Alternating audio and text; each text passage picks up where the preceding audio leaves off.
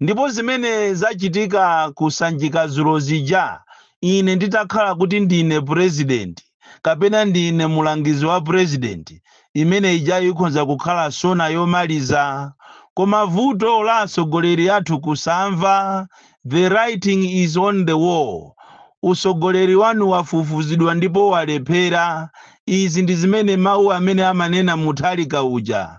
Koma vuto la Chakwera simmamva, chifukwa cha mtima osamva, mtima wa ugogodi, kuzimva kuzindikira, kuzimva kuphunzira, kuzimva upresident ndizijatu munayitana nazo munthu amene simunayenere kumuyitana, amene pomuyitana mmangoona ngati ndi oyimba kuti abwere ku msonkhano wanu wa sona for the youth.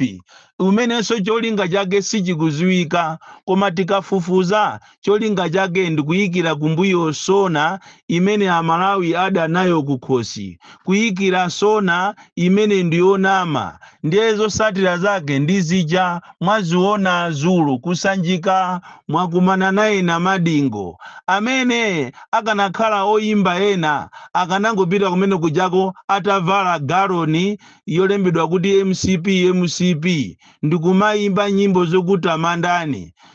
Magulu achi na Danieli, magulu achi na Yosefe, koma uja ndina Madingo, dokotala oyimba ophunzira kwambiri, amene ali ndi chuma chake ndipo samalabada. Iyeyo amangonena pa chilungamo, na Madingo kumene uliko udyere nyama, ndipo ine ngati ankhulo wako ndikukondwera nawe kwambiri. Izi ndi zimene zikufunika mu dziko la Malawi.